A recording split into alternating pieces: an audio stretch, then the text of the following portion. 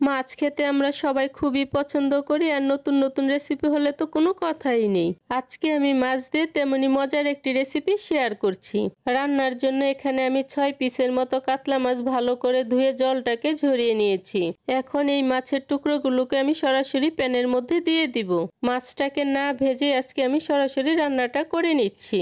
ভাবছেন মাছটা এভাবে রান্না করলে কাঁচা গন্ধটা থেকে যাবে, কিন্তু এভাবে যদি রান্না করে থাকেন মাছের গন্ধটা একদমই থাকবে না। এবার এই মাছের সাথে দিয়ে দিচ্ছি আধা কাপ পেঁয়াজ বাটা, 1 চা চামচ রসুন বাটা, আধা চা চামচ আদা বাটা, স্বাদ মতো লবণ, 1 চা চামচ লাল মরিচের গুঁড়ো, আধা চা চামচ হলুদের গুঁড়ো, 1 চা চামচ কাশ্মীরি রেড চিলি পাউডার, ফালি করে কেটে নেওয়া 2টা টমেটো আর পরিমাণ মতো সয়াবিন তেল দিয়ে খুব ভালো করে মেখে নিচ্ছি। মেখে নেওয়া হয়ে গিয়েছে। এবার হাতে যে মশলাটা লেগেছিল তার জন্য সামান্য পরিমাণ জল উপর থেকে দিয়ে দিচ্ছি।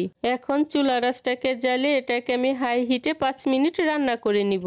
প্রথমে আমি মাছটাকে 5 মিনিট হাই হিটে রান্না করে নিয়েছি। এখন মাছগুলোকে আমি উল্টে দিব।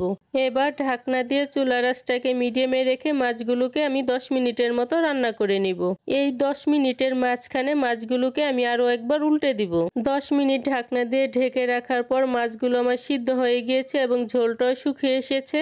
এখন এই মাছগুলোকে আমি আবার উল্টে দিব, তবে খেয়াল রাখতে হবে যাতে ভেঙে না যায়। মাছটা আমার রান্না হয়ে এসেছে। এবার উপর থেকে কিছু কাঁচামরিচ কুচি, ধনেপাতা কুচি ছড়িয়ে ঢাকনা দিয়ে স্ট্যান্ডিং টাইমে রেখে নামিয়ে নিব।